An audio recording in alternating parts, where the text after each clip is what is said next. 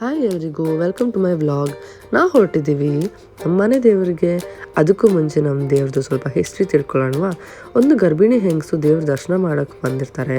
ಅವ್ರಿಗೆ ತುಂಬ ಆಯಾಸ ಆಗಿ ಅಲ್ಲೇ ಪಕ್ಕದಲ್ಲಿ ಕಾಣಿಸೋ ಕಲ್ಯಾಣಿ ಪಕ್ಕ ಕೂತು, ಅಪ್ಪ ನನಗೆ ಇನ್ನೊಂದೇ ಜನ ಇಡೋಕ್ಕಾಗ್ತಿಲ್ಲ, ನನಗೆ ನೀನು ಇಲ್ಲೇ ದರ್ಶನ ಕೊಡಬಾರ್ದಾ ಅಂತ ಭಕ್ತಿಯಿಂದ ಬೇಡ್ಕೊಂಡಿದ್ದ ತಕ್ಷಣ ಅಲ್ಲೇ ಉದ್ಭವಲಿಂಗ ಬಂದು ಆ ತಾಯಿಗೆ ದರ್ಶನ ಕೊಡ್ತಾರೆ. ಸೊ ಅದೇ ನಮ್ಮ ಕುಪ್ಪೂರು ಬೀಲಿಂಗೇಶ್ವರ ಸ್ವಾಮಿ ದೇವಸ್ಥಾನ. ಈಗ ಕಲ್ಯಾಣಿ ಎಲ್ಲ ಕ್ಲೋಸ್ ಮಾಡಿ ಈ ಥರ ಟೆಂಪಲ್ ನಿರ್ಮಾಣ ಮಾಡಿದ್ದಾರೆ. ಅದು ಮೇನ್ ಟೆಂಪಲ್ ಬಂದು ಇಲ್ಲಿಂದ ಒಂದು 3-4 ಕಿಲೋಮೀಟರ್ಸ್ ಊರೊಳಗಡೆ ಇದೆ. ಬಟ್ ಎಲ್ಲರೂ ಮೋಸ್ಟ್ಲಿ ಇಲ್ಲಿಗೆ ಬರೋದು, ನಾವು ಇಲ್ಲಿಗೆ ಬರ್ತೀವಿ ಪೂಜೆ ಮಾಡ್ಕೊಂಡು ಹೋಗೋಕ್ಕೆ. ಸೊ ಇನ್ನೊಂದು ವಿಶೇಷತೆ ಏನಂದರೆ, ಆ ಉದ್ಭವ ಲಿಂಗದ ಮೇಲೆ ಮೊಗ್ಗು ಅಂತ ಜೋಡಿಸ್ತಾರೆ. ಸೊ ಯಾರಿಗಾದ್ರೂ ಏನಾದರೂ ಬೇಡ್ಕೊಳ್ಳೋದಿದ್ರೆ ದೇವ್ರ ಮುಂದೆ ಕೂತು ಆ ಕೆಲಸ ಆಗುತ್ತೆ ಅಥವಾ ಆಗಲ್ಲ ಅಂತ ದೇವರು ರೈಟ್ ಸೈಡ್ ಅಥವಾ ಲೆಫ್ಟ್ ಸೈಡ್ ನಿಮಗೆ ಹೂವು ಪ್ರಸಾದ ಕೊಡುತ್ತೆ. ಮತ್ತು ಎಲ್ಲ ವಂಶದಲ್ಲಿ ಒಬ್ಬರು ಈರ್ದ ಮಗ ಅಥವಾ ಪೂಜಾರಿ ಅಂತ ಆಗ್ತಾರೆ ದೇವಸ್ಥಾನಕ್ಕೆ. ಸೊ ನಮ್ಮ ಮಾವ ಅವರ ತಂದೆ ಕೂಡ ಪೂಜಾರಿ ಆಗಿದ್ದರು. ಅವ್ರದ್ದು ಕಲ್ಲು ಆಚೆಗಡೆ ಇದೆ, ನಾನು ತೋರಿಸ್ತೀನಿ.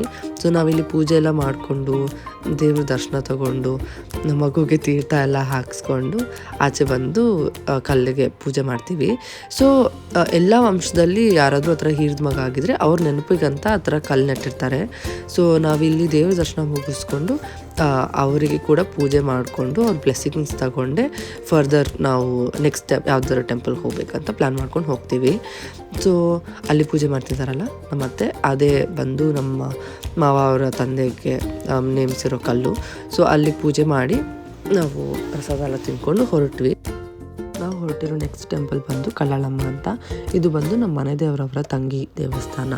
ಇದು ಗವರ್ಮೆಂಟ್ ಅಕ್ವೈರ್ ಆಗಿದೆ. ಸೊ ಅಂಡರ್ ಕನ್ಸ್ಟ್ರಕ್ಷನ್ ಇದೆ. ಮತ್ತು ತುಂಬ ಪವರ್ಫುಲ್ ಟೆಂಪಲ್. ಇಲ್ಲಿ ನಾನ್ ವೆಜ್ ಆಫರಿಂಗ್ ಆಗುತ್ತೆ. ಸೊ ಮನೆ ದೇವ್ರಿಗೆ ಹೋಗ್ಬಿಟ್ಟು ಇಲ್ಲಿಗೆ ಬಂದಮೇಲೆ ಮತ್ತೆ ವಾಪಸ್ ಮನೆ ದೇವ್ರಿಗೆ ಯಾರೂ ಹೋಗೋ ಆಗಿಲ್ಲ. ಮತ್ತು ಈ ಟೆಂಪಲ್ಗೆ ಫಸ್ಟ್ ವಿಸಿಟ್ ಮಾಡಿದ್ರೆ ಅಲ್ಲಿಗಂತೂ ಹೋಗೋಕ್ಕೆ ಹಾಗೇ ಇಲ್ಲ. ಮತ್ತು ತುಂಬ ಪವರ್ಫುಲ್ ಟೆಂಪಲ್, ತುಂಬ ದೂರದಿಂದ ಎಲ್ಲ ಜನ ಬರ್ತಾರೆ. ಸೊ ಹೀಗಾಯಿತು ನಮ್ಮ ಡೇ.